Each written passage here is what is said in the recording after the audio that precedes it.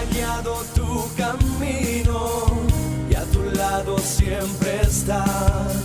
Sus promesas cumplirá y a su tiempo lo verás. Eres parte del pueblo de Dios, Él te levantará, te restaurará y tu victoria llegará. Fuiste llamado y escogido, a su voz has respondido. Es tiempo de creer. Centro Victoria, nacimos para vencer.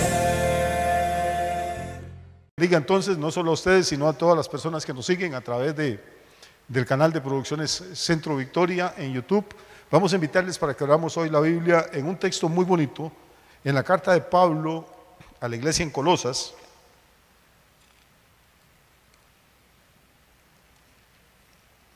El capítulo 1. Y vamos a leer del versículo 1 en adelante. Vamos a leer el pasaje entero porque es muy, muy bonito. Ustedes saben que las cartas que tenemos en el Nuevo Testamento, en realidad, lo que la gente llama epístolas, una epístola es una carta. Y se escribieron hace casi 2000 años.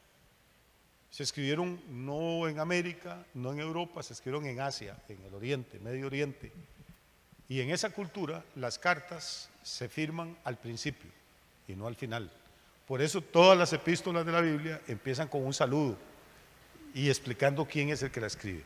Vamos a leer ahí, dice: Pablo, apóstol de Jesucristo por la voluntad de Dios, y el hermano Timoteo, a los santos y fieles hermanos en Cristo que están en Colosas. Gracia y paz sean a vosotros de Dios nuestro Padre y del Señor Jesucristo.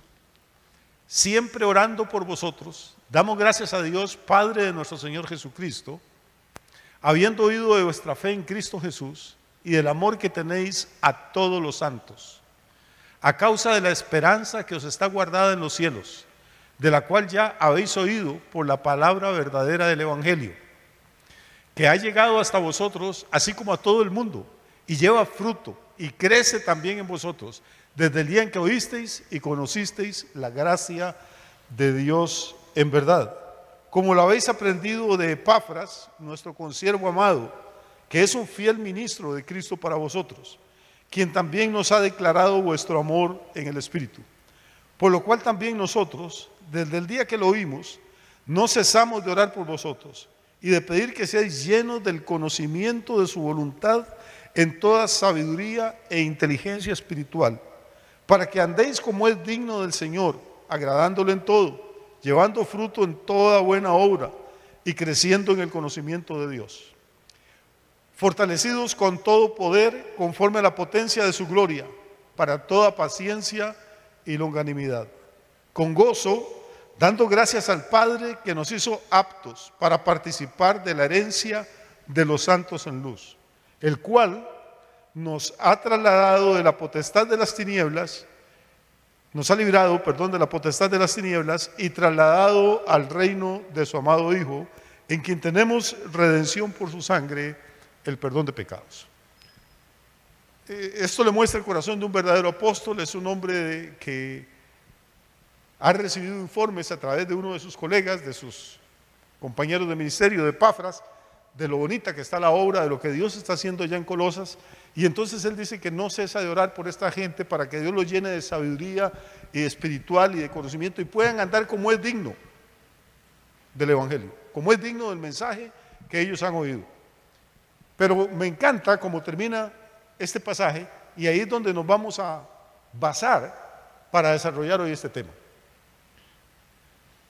Los últimos 3 versículos, a partir del versículo 12, dice: con gozo, dando gracias al Padre que nos hizo aptos para participar de la herencia de los santos en luz, el cual nos ha librado de la potestad de las tinieblas y trasladado al reino de su amado Hijo, en quien tenemos redención por su sangre, el perdón de pecados. Vamos a enfocarnos aquí un poquito. Cuando una persona dice me convertí, ¿qué es lo que quiere decir? O cuando decimos fulano tal se convirtió, Y uno dice, bueno, ¿se convirtió en qué? Es un Transformer. La gente dice, yo antes era católico y me convertí. No, no se convirtió, se cambió de religión. Y cambiarse de religión, créame que no tiene gran chiste. Hay gente buena en la iglesia católica, hay gente buena en la iglesia evangélica, hay gente mala en la iglesia católica, hay gente mala en la iglesia evangélica. O sea, cambiar de religión no es convertirse. Convertirse bíblicamente, y repito, estoy basándome en lo que Pablo está enseñando aquí en Colosenses, es tener un cambio de reino. Dios nos libró, dice Pablo, nos ha librado de la potestad de las tinieblas y nos ha trasladado al reino de su amado Hijo, en quien tenemos redención por su sangre, el perdón de pecados. No dice que la salvación es algo que va a ocurrir en el futuro. No dice que Dios lo va a trasladar a usted en el futuro. Pablo está escribiendo y está muy clarito diciendo que esto es algo que ya aconteció, que ocurrió en el pasado. Que Dios, cuando usted vino a Cristo Jesús, hizo algo con usted de lo que usted no se dio cuenta. Y aquí es donde está el asunto. No es que cambiamos la dirección del templo, que antes íbamos para allá y ahora venimos acá. No es eso. Es que cambiamos la dirección del reino. Antes estábamos bajo la potestad de las ¿qué? Tinieblas. Y Dios hizo algo con nosotros, dice Pablo. Nos trasladó. Usted no se dio cuenta. Siguió viviendo en la misma casa, en el mismo barrio. Pero cuando usted se convierte de verdad, lo que ocurre es que hay un traslado. Dios lo saca de las garras de la oscuridad y de las tinieblas y lo traslada a otro reino, el reino de su amado Hijo Jesucristo, en quien tenemos redención por su sangre, el perdón de pecados. La salvación es algo mucho más drástico de lo que la gente piensa. La salvación es un cambio de reino. Y en este planeta, y aquí es donde nos vamos a meter y vamos a hablar un poquito de guerra de reinos. En este planeta hay dos reinos operando. Vamos a ir despacio, no sé cuánto tiempo nos va a tomar, pero es que esto es leche, es básico. Y si no entendemos esto, pues no vamos a entender mucho de la vida cristiana. En el plan original de Dios, Dios crea al hombre y lo pone en un planeta espectacular. Crea al ser humano, crea la primera pareja y les da una orden. Y la orden que les dice es: ustedes van a gobernar, van a señorear, van a dominar. Dios crea al hombre para que tenga señorío sobre todo este planeta. ¿Estamos de acuerdo? No me puedo ir a Génesis y empezar a contarles toda la historia. Se supone que ya ustedes se la saben. Ese es el plan original. Entonces vamos a ver cómo empieza esto. Tenemos en primer lugar a Dios, que es eterno, todopoderoso, que existe desde siempre, y en algún momento, y por alguna razón que se nos escapa, Dios decide que quiere empezar a crear el universo. Y dentro de ese universo crea la tierra. Y dentro de la tierra crea un jardín. Y en ese jardín pone a un hombre hecho conforme a su imagen. Y a una mujer espectacular para que sea su compañera y su ayuda idónea. Y esta pareja tiene una orden, tiene un mandato de parte del Señor. El mandato es gobernar, sojuzgar, señorear, dominar, reinar sobre el resto de la creación. Entonces vamos a ir viendo el esquema despacio. Número uno, tenemos en primer lugar a Dios, que es la fuente y el origen de todas las cosas. Dios crea al hombre. Y Dios tiene autoridad sobre el hombre, ¿o no? ¿Sí? Y a ese hombre le da autoridad sobre la creación. Entonces el esquema es Dios, el hombre, que es la corona de la creación, y luego el mundo. Así debería haber estado funcionando. Si hubiera seguido así la historia, no tendríamos ni guerra, ni enfermedades, ni muerte, ni pestes, ni nada. Pero la Biblia dice que en ese esquema ocurre una tragedia, ocurre una catástrofe, ocurre algo que ni siquiera podemos imaginarnos en esta noche la dimensión de qué fue lo que ocurrió. Lo que ocurre es que ese hombre que ha sido creado para señorear, para dominar, para gobernar, para sojuzgar, ese hombre cae en pecado, desobedece a Dios, se escapa del control, se sale del señorío de Dios y le entrega el dominio de ese planeta a Satanás. Y entonces el esquema original se pone patas arriba. Dios, hombre y creación. Dios señoreaba sobre el varón señoreaba sobre la creación. La creación le servía al hombre, el hombre le servía a Dios. Ese era el plan. ¿Lo tenemos claro hasta aquí? Pero ahora, Adán y Eva no están conformes con ese esquema y quieren uno diferente. Ellos quieren ser como dioses. Esa es la tentación. La tentación no fue que se fueran a emborrachar ni a drogar. Lo que el diablo les dijo es: ustedes pueden comer del fruto que Dios les prohibió y los ojos se les van a abrir y ustedes se van a dar cuenta de que son como dioses. Ya no solo van a gobernar sobre la creación, sino que ahora no le van a tener que dar cuentas a nadie. Es que sí, ustedes ahora son reyes, gobiernan sobre este planeta, pero están bajo el dominio de Dios. Pero si ustedes comen del fruto, entonces ustedes van a ser igual a Dios y ya no tienen por qué rendirle cuentas a Él. Van a seguir gobernando sobre el planeta, pero ya no van a estar bajo la autoridad de nadie. Esta es la tentación. Si no entendemos esto, no entendemos nada, hermano. Dios, hombre, mundo. Dios señorea sobre el hombre señorea sobre el mundo le sirve al hombre, el hombre le sirve a Dios. Ese es el plan original. Pero después del pecado eso cambia. Después de la caída eso cambia. Y entonces lo que ocurre es que es mentira que el hombre se vuelve como Dios. Y más bien lo que ocurre es que se vuelve esclavo. Porque la Biblia dice que el que hace pecado, esclavo es del pecado. Y que el que es vencido por alguno, se convierte en esclavo del que lo venció. En vez de ser Dios como él quería, llegó a ser esclavo.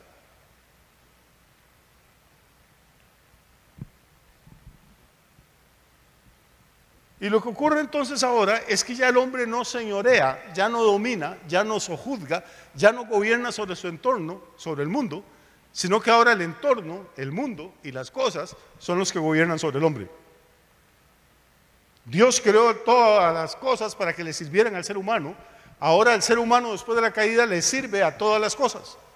Entonces la gente ahora es esclava, no digamos del diablo para que no suene muy feo, pero la gente es esclava de sus pasiones, de sus vicios, de sus adicciones, esclava del trabajo, esclava de la plata, esclava de la política, esclava del deporte, esclava de lo que sea. Lo que fue creado para que le sirviera al hombre, ahora el hombre se convierte en siervo de la creación. Un automóvil es una maravilla y le puede servir de mucho a usted. Pero para mucha gente el automóvil es el amo y ellos son los siervos, son los que tienen que lavarlo, echarle gasolina, estar pendientes. Un teléfono celular es una cosa espectacular. Es una de las cosas, de los inventos más geniales que ha hecho el ser humano. Y le podría ser de mucha ayuda a usted. Pero el chiste es que cuando la gente se sale del plan de Dios, el teléfono celular no le sirve a ellos le sirven al teléfono. Ya usted no puede vivir, está atento a ver cuándo sale el modelo nuevo, que hace exactamente lo mismo que el suyo. No, pastor, usted no entiende, es que este tiene cuántos píxeles más. Hermano, ni que usted fuera fotógrafo profesional, igual de feo va a quedar.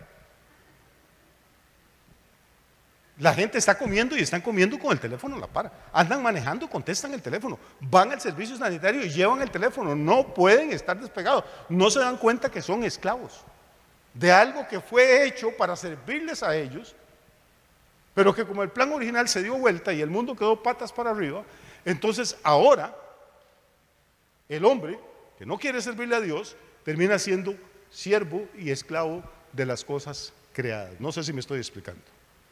Ese es el primer problema, que hubo un cambio en el esquema de las cosas. Y entonces todo esto que está fuera de nosotros, a lo que le llamamos el mundo, sobre el cual nosotros deberíamos señorear y gobernar, en realidad el mundo es el que señorea y gobierna sobre los seres humanos. Y cuando entendemos esto, entonces empezamos a entender por qué en el Nuevo Testamento dice: hermanos, no améis al mundo ni lo que está en el mundo.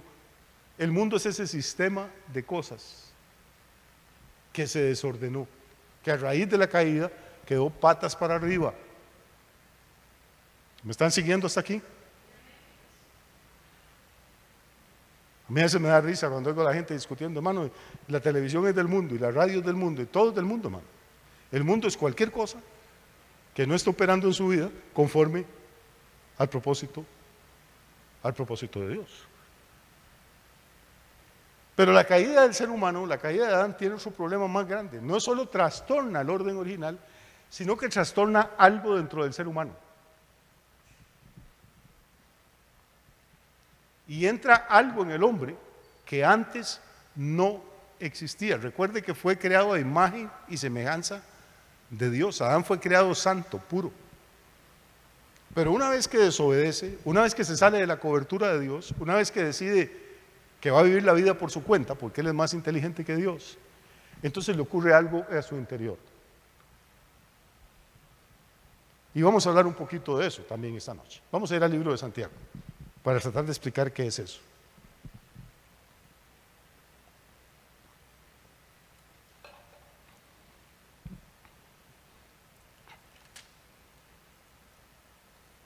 Está la carta a los Hebreos y luego viene Santiago, capítulo 1.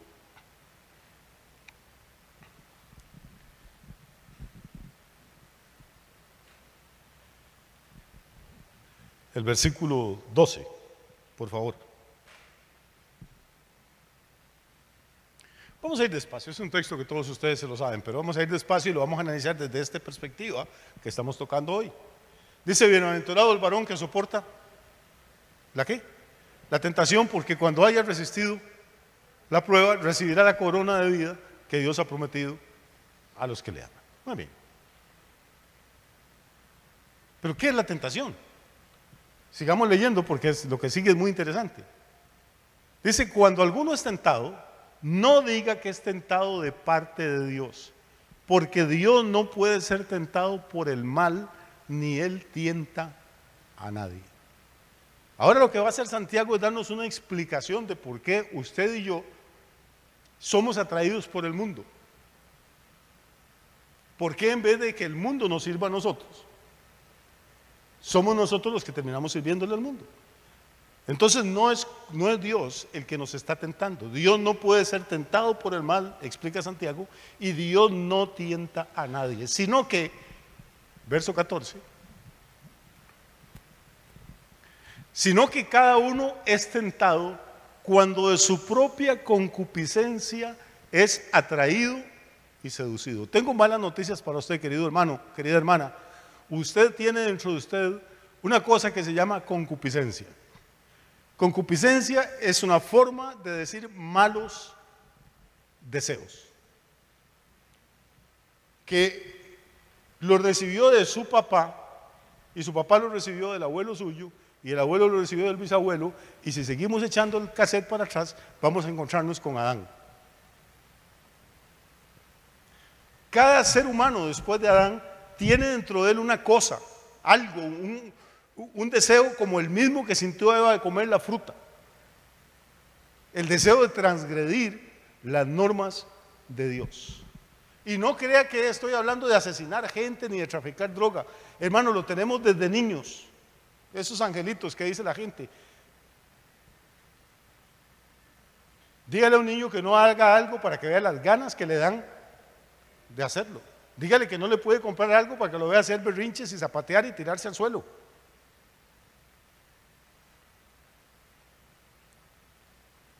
Son tentados igual que nosotros, nada más que la concupiscencia de ellos es diferente. Cuando llegamos a la adolescencia ya cambian nuestros deseos y entonces ahora la concupiscencia toma otra forma. Y cuando nos hacemos viejos ya se calman algunos deseos, pero la concupiscencia, mientras estamos vivos, va a haber dentro de nosotros algo. Es como un imán, es algo que no sé ni cómo explicarlo. Es esa cosa que cuando hay un abismo o hay un edificio y usted está en el piso 80 y le dan esas ganas como de asomarse. No, seguro ustedes nunca lo han sentido. Y cuando están al puro borde, hay algo que le dice, ¿qué se sentirá tirarse? No es que usted suicida, es como una tentación de que usted sabe que eso no se puede, que no se debe, que es peligroso, pero hay algo. Es eso que lo hace a usted, que tiene una esposa espectacular, que tiene unos hijos que lo aman y que lo respetan, ver pasar a cualquier escoba con enaguas por la calle y empezar de una vez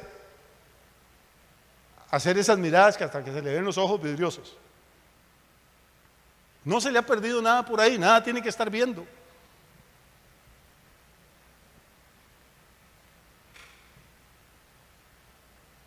No es Dios el que tiene la culpa y no es el diablo tampoco. Dice Santiago, y esto es lo cruel del asunto, dice que cada uno de nosotros es tentado cuando de su propia, ¿qué? O sea que si usted y yo no tuviéramos concupiscencia, no podríamos ser tentados nunca. Podría desfilar Miss Universo en pelota delante de nosotros y ni la volveríamos a ver. Podríamos encontrarnos un cajón con $1.000.000 en efectivo en la calle y ni lo tocaríamos porque no es nuestro. Podría el vecino hablar mal de nosotros y hacernos daño y no sentiríamos ningún deseo de vengarnos ni desquitarnos, porque no tendríamos concupiscencia. Lamentablemente la medicina le puede quitar a uno muchas cosas, le puede quitar un pulmón, un riñón, la vesícula, un brazo, una pierna, pero la medicina, la cirugía no te puede quitar la concupiscencia. Está dentro de nosotros. Y entonces ocurre una lucha. ¿Qué es lo que atrae la concupiscencia? Todo lo que hay en el mundo. En ese mundo que quedó desordenado, en ese mundo que quedó fuera de orden. Todo lo que hay ahí, a algunos los atrae el dinero, a otros los atrae la fama, a otros el placer, a otros el licor, a otros la droga, a otros el sexo, a lo que sea, a otros la violencia. Pero cada uno de nosotros tiene una patita de la que cojea. Tiene un punto débil y el enemigo conoce cuál es ese punto débil de cada uno. Entonces nuestra lucha es esta. Estamos en un mundo que está gobernado por Satanás, no por Dios. La Biblia le llama a Satanás el príncipe de este mundo. Le llama a Satanás el Dios de este siglo. Satanás llega delante de Jehová en el libro de Job y el Señor le pregunta de dónde vienes, y de rodear la tierra y de andar por ella. Este es el palacio que el hombre fuerte armado guarda. Y usted y yo estamos aquí aparentemente imposibilitados de hacer nada, no podíamos escapar, la concupiscencia era más fuerte que nosotros, el mundo nos ofrecía cosas increíblemente atractivas y éramos atraídos por ella. Cuando yo oigo a la gente decir que el pecado es feo, digo, seguro este señor nunca ha pecado. No, si fuera feo nadie pecaría. Uno no es tentado con cosas desagradables ni feas, es tentado con lo que le atrae a su concupiscencia. Y entonces empieza un proceso. Cada uno es tentado cuando de su propia concupiscencia es atraído. Por eso digo que es como un imán y seducido. Lea lo que sigue. Entonces, después de que ha sido atraído y seducido, la concupiscencia, después de que ha concebido, da a luz el pecado. Y el pecado, siendo consumado, da a luz ¿qué? La muerte. Entonces hay varias cosas. Primero hay una atracción. Ser atraído no es pecado.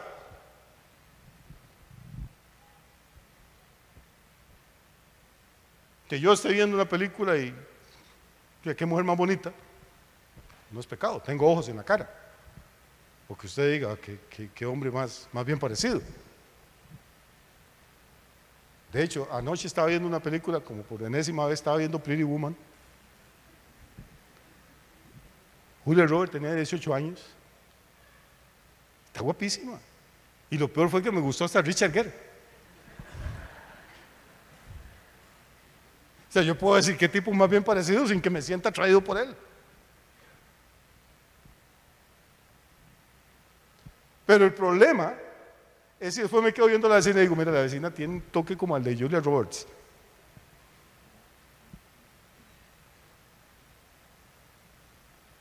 Y ya empiezo a hacerle números. ¿Cómo hago para conseguir el número telefónico?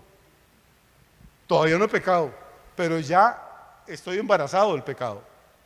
No sé si me estoy explicando. La concupiscencia ya está concibiendo. Todavía aquí puedo echar para atrás. Pero una vez que doy el paso siguiente y peco, entonces viene la consecuencia. ¿Cuál es la consecuencia? ¿Ah? ¿Cuál es? Muerte. Por eso la Biblia dice que el diablo vino para hurtar, para matar y para destruir. Entonces usted y yo estamos en esta batalla. Es una batalla más grande que nosotros. Son poderes espirituales mucho más fuertes que nosotros. A veces no entendemos esto, hermano. Pablo escribe claramente, dice, no tenemos lucha contra carne ni sangre, sino contra principados, potestades y huestes de maldad que operan en las regiones celestes. Y el campo de batalla, hermano, espiritual, es nuestra mente y nuestro corazón. Eso es lo que se está disputando el enemigo. ¿Dónde surge la concupiscencia? ¿Dónde empiezo a hacer planes a ver si peco, si no hay nadie viéndome, si no hay ningún hermano, bendito sea Dios, no había nadie, me meto aquí? Es mi mente. Y caigo en la misma trampa que cayó Adán. ¿Qué es lo que le dice Satanás a Eva y a Adán? Le dice, no se preocupen, desobedezcan, no va a haber ninguna consecuencia, más bien les va a ir bien, va a ser bonito, van a ser como Dios. Y hermano, esto es una mentira espantosa. Todo pecado tiene consecuencia. Se lo repito. A ver, muchachos, muchachas, pónganme atención, los viejos ya saben esto. Todo pecado tiene consecuencia. Que nadie lo vio, que nadie la vio, está equivocado. No hay nada que podamos hacer en oculto que el Dios del cielo no conozca. Y un año después, o un mes después, o 20 años después, pero la Biblia dice, sabed que vuestro pecado os alcanzará. Y hermano, entonces, pero ahí dice que Cristo nos perdonó y nos redimió. Sí, hermano, entiéndame. Una cosa es el perdón de Dios y otra cosa son las consecuencias. Vamos a ver. Voy a poner un ejemplo grosero, discúlpenme, pero supongamos que termina el culto de aquí, yo tengo mucho calor hoy, no sé ustedes. Y bueno, la verdad es que vine solo al culto, no vino Andrea, los hermanos ya se fueron, el bar del frente todavía está abierto, voy a pasar a echarme una jarra de cerveza cruda. Y yo hace mucho tiempo no me tomo una jarra de cerveza cruda. Y la verdad es que si le dijeron que sabía fea, lo engañaron, es muy buena. Y digo, vamos a pedir otra. Ya, por sí, caído por una y caído por dos. Y digo, no hay segunda sin tercera. Y al final cojo el carro, después de no sé cuántas jarras, y me voy para la casa. Me equivoco y en vez de frenar, toco el acelerador, me estrello contra un árbol. Ojalá sea contra un árbol y no contra una persona o contra otro carro. Desbarato el carro, cuando me despierto estoy en el hospital y me amputaron una pierna. Y ahí en el hospital le pido misericordia a Dios y le digo, Dios, qué bárbaro, yo siendo un predicador y conociéndote me emborraché. ¿Qué? Y responde, Dios mío, ten misericordia de mí, perdóname. ¿Ustedes creen que la sangre de Cristo me puede lavar y perdonar? Claro que me perdona. Y si me vuelvo a estrellar y me cortan la otra pierna, Dios me vuelve a perdonar. Pero el problema es que ninguna de las dos piernas me va a volver a crecer nunca más. Tengo que vivir con la consecuencia el resto de mi vida. Si yo le digo, Dios, perdóname, Él me perdona. Pero si digo, Dios, por favor, me equivoqué, que me vuelva a crecer la pierna que me cortaron, esa pierna no va a crecer nunca sino en la resurrección. Y voy a tener que vivir cojo o en muletas o en silla de ruedas el resto de mi vida. Perdonado, pero comiéndome las consecuencias, porque el pecado siempre, aunque usted crea que no, aunque usted crea que es más artista que Dios, que es más jugado que todo el mundo, que nadie se da cuenta, tarde o temprano nos alcanza, hermano. Y entonces ahí es donde el enemigo nos roba, nos mata y nos destruye. Estamos en un mundo completamente dominado por fuerzas que todo lo que te ofrecen, desde la música, el cine, la televisión, los deportes, las modas, absolutamente todo lo que el mundo te ofrece es para sacarte del esquema original de Dios. Para que el hombre no le sirva a Dios, sino que le sirva a las cosas. No sé si me estoy explicando. Y repito, son fuerzas mucho más poderosas que nosotros. Nunca nos hubiéramos podido liberar de eso. Entonces, ¿cuál es la respuesta de Dios? Dijo, bueno, pues ustedes se lo merecen. Yo les advertí muy clarito, no me quisieron hacer caso. Le dieron caso al enemigo. Vivan ahora con él, que los mate. No, no, hermano, Dios no es así. Dios es amor. Dios no solo es santo, es un Dios amoroso. Y entonces la respuesta de Dios, ¿cuál es? Es hacerse hombre y venir a este planeta. Y Él es el postrer Adán. Recuerde que cuando Adán fue creado, Adán era santo, era perfecto. Jesús viene a este planeta santo y perfecto. Como quien transmite la concupiscencia es el Padre al Hijo, Jesús no tiene un Padre humano. Es hijo de María, pero no de José. Es engendrado por el Espíritu Santo de Dios. Entonces, lo que la Iglesia Católica llama el pecado original, que la Biblia no habla de eso, pero habla de concupiscencia, no le fue transmitido a Cristo. Entonces, cuando Satanás lo tienta, Todas las veces que se le acerca para tentarlo, Satanás tiene un problema con Jesús. ¿Sabe cuál es?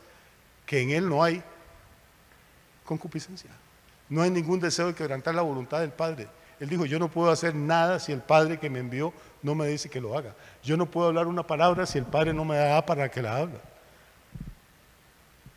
Digamos, para decir alguna ilustración, que el pecado es como un avión o una avioneta. Imagínense una avioneta pequeña por ahí dando vueltas, buscando dónde aterrizar. La concupiscencia es la pista de aterrizaje.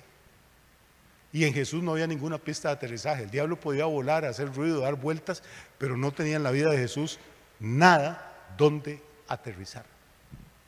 Y Jesús se lo advirtió 3 veces. Si usted lee los evangelios con cuidado, estaba con los discípulos y cuando lo iban a tomar preso, llegaba Judas, Jesús dijo, levantémonos porque viene el príncipe de este mundo y él no tiene nada en mí. No tenía dónde aterrizar, no tenía dónde tomarlo. ¿Me siguen o ya los perdí? Note que el principio bíblico es que la paga del pecado es la muerte. Como Jesús no había pecado, Jesús no tenía que morir nunca. Jesús iba a ser como Adán en el huerto.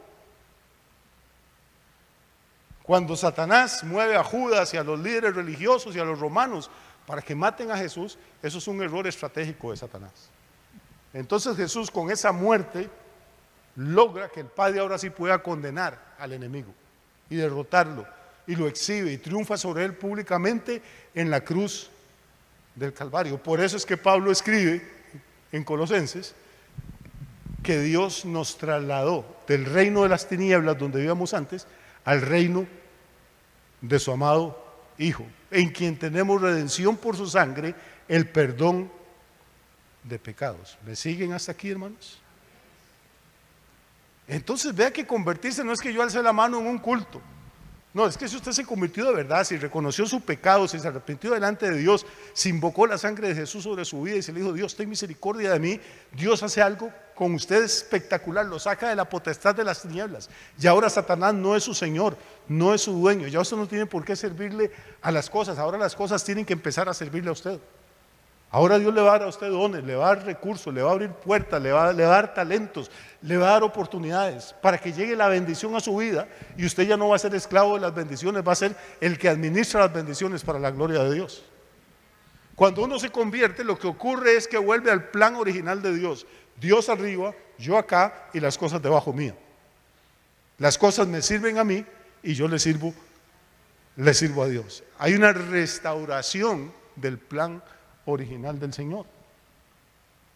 En el reino de las tinieblas nadie toma a Dios en cuenta y el hombre vive para las cosas. Dios nos saca de ese reino y nos trae el reino de su amado Hijo Jesús, donde el hombre y la mujer honran a Dios en primer lugar y entonces Dios les devuelve la autoridad y el señorío sobre las cosas.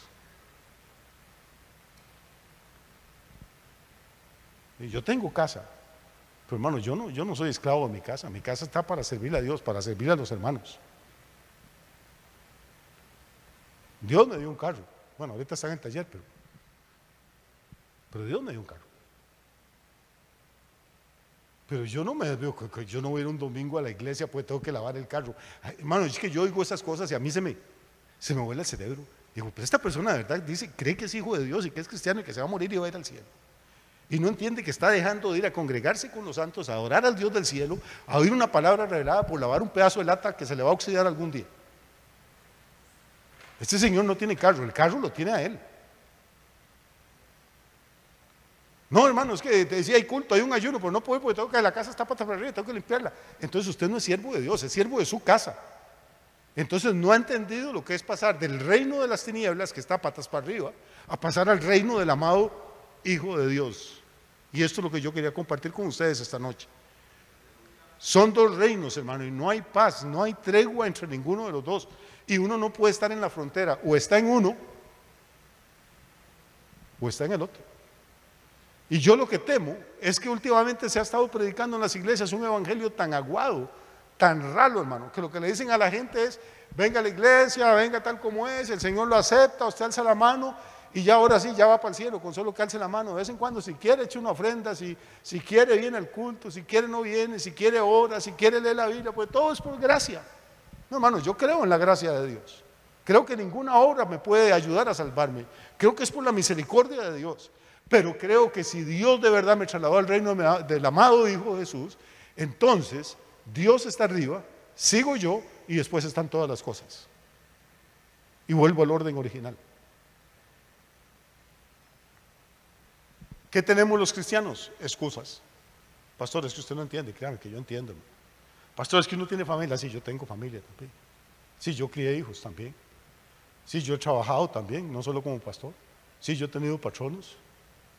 Sí, yo me enfermo. Sí, yo soy tentado. Sí, yo fallo. Todo lo que a usted le pasa, a mí me pasa. No me venga a mí con cuentos. Es que no me puedo consagrar porque me falta esto, me falta lo otro. La novia me dejó, y mi hija se porta mal, mi papá no me quiere. Eso no son más que excusas. Nada de lo que está afuera puede hacernos daño si nosotros nos ocupamos del plan original de Dios. Tarde o temprano Dios va a alinear a su familia, aunque yo me muera y no lo vea, pero tarde o temprano Dios va a tratar con ellos porque tengo una promesa de Dios para eso.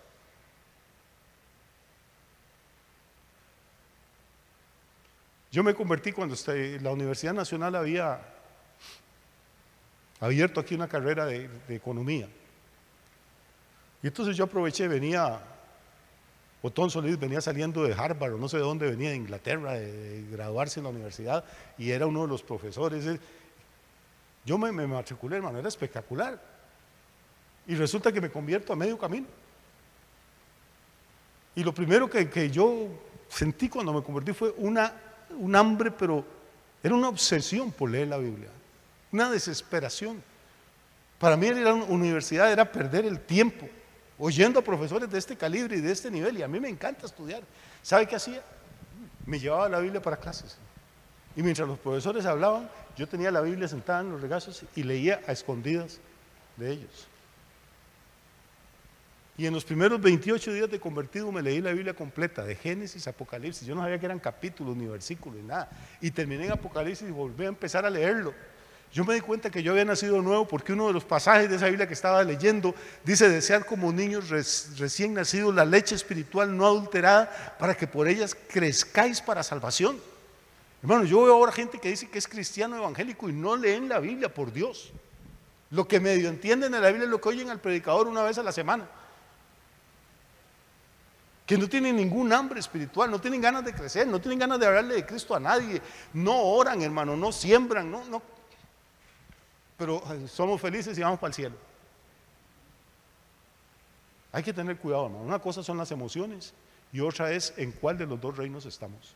Si Dios nos ha trasladado del reino de las tinieblas, el de su amado Hijo, tiene que haber un cambio radical en nuestras vidas. Aunque ninguno diga amén. Yo sé que estarían más contentos y silbarían y aplaudirían. Y pues, si digo, hermanos, aquí estamos y el Señor es bueno y el Señor es misericordioso y el Señor nos lleva a todos para el cielo, y sí, claro, fantástico. La salvación es un traslado, es un cambio de residencia. Y al cambiar de residencia salimos de un sistema, de un reino que tiene unos valores, a otro reino que tiene otros valores completamente diferentes. Dios quiere bendecirlo a usted, Dios quiere bendecir su familia, Dios quiere bendecir su casa, Dios quiere prosperarlo, Dios quiere sanarlo. Yo creo que Dios quiere hacer cosas maravillosas en su vida y en la mía. Pero el problema es este, hermano.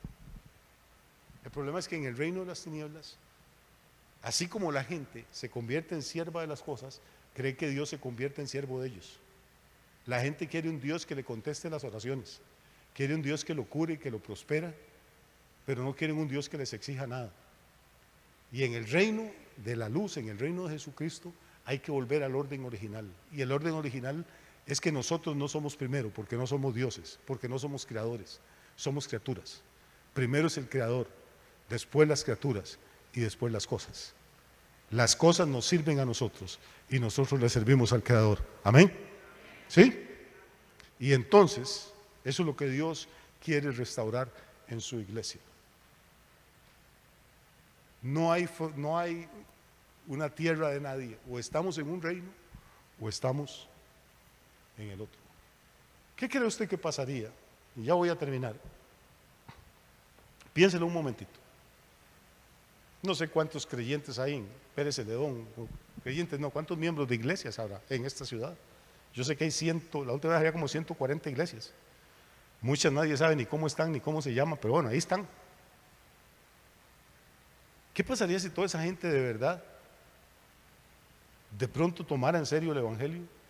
Y de pronto todos esos miles de personas se pusieran a orar juntos y a ayunar y a trabajar y a testificar y a ofrendar y a diezmar y a visitar hospitales y hogares de ancianos y gente de la calle, y empezaríamos a ver milagros pero ¿qué es lo que pasa? Cada uno está en su reinito ahí dormido, teniendo un culto el domingo, entreteniendo a la gente para que no se vayan, contándoles lo bueno que son, y a eso le llamamos el poder del Evangelio. El poder del Evangelio es otra cosa. Cuando el apóstol Pablo llega en el poder del Espíritu Santo y entra a la ciudad de Éfeso, ¿sabe qué decían los brujos y los idólatras y los hechiceros de Éfeso? Dijeron: estos que trastornan el mundo entero han venido hasta acá. La última vez que me invitaron a predicar a mí en el templo bíblico, en la reunión, cuando estaba templo bíblico todavía en San José, la Alianza Evangélica, la Federación de Pastores, me invitaban con cierta frecuencia. Es un honor ir a predicar ahí. Pero fui una vez y prediqué un sermón y nunca más me volvieron a invitar. Prediqué justamente de Hechos 16, porque estaba esta moda, estaba empezando a ser la moda ahora que todo el mundo es apóstol. Hasta el que barra el templo dice que es apóstol. Todo el mundo es apóstol. No, tienen una iglesita de 40 y ellos son apóstoles. Como que les da vergüenza ahora ser pastores, y si usted no es apóstol no es nada. Hermano, la lucha uno para ser un pastor medio va a ser apóstol de nada. Y entonces yo prediqué de Hechos 16. Y les dije: vean, hermanos, con un solo hombre, Pablo, sin radio, sin televisión, ni siquiera Nuevo Testamento tenía, nada más venía caminando en la unción de Dios y entra a la ciudad más grande de Asia y todos los demonios se alborotan y empiezan a gritar: esta gente trastorna el mundo entero. Y ahora nos cayeron aquí y van a poner esta ciudad. Hay que hacer algo, hay que pararlo. Le digo: uno. Le digo: y aquí, ustedes dicen que hay 150 apóstoles sentados. Y le digo: ni en el barrio suyo se dan cuenta que usted existe, menos en el mundo entero. No sé por qué no me volvieron a invitar. De por sí daban ofrendas muy malas. Pero lo que quiero decirles es esto, ¿no? Las iglesias pueden seguir jugando de iglesias toda la vida. Y mientras el enemigo tenga campos de aterrizaje dentro de nosotros, no va a soltarnos nunca. No va a soltarnos nunca. Mientras uno crea que puede vivir como quiere y hacer lo que quiere y que aún así Dios lo va a bendecir, el enemigo no se molesta con que usted cambie de religión. Lo que se molesta es con que usted cambie de reino. Y para cambiar de reino hay que dar frutos dignos de arrepentimiento, hermano. Amén. Dios espera un estilo de vida de nosotros, no legalista, sino de amor, de consagración, de fidelidad. Cada uno de ustedes tiene tantos dones, tiene talentos. Y este es un año en que Dios va a levantar y avivar y activar muchos de los dones y talentos que hay en ustedes. Y vamos a ver una cosecha como nunca antes hemos visto. Pero tenemos que empezar por nosotros. Amén. Que Dios les bendiga mucho esta noche. Me alegra verlos tan felices.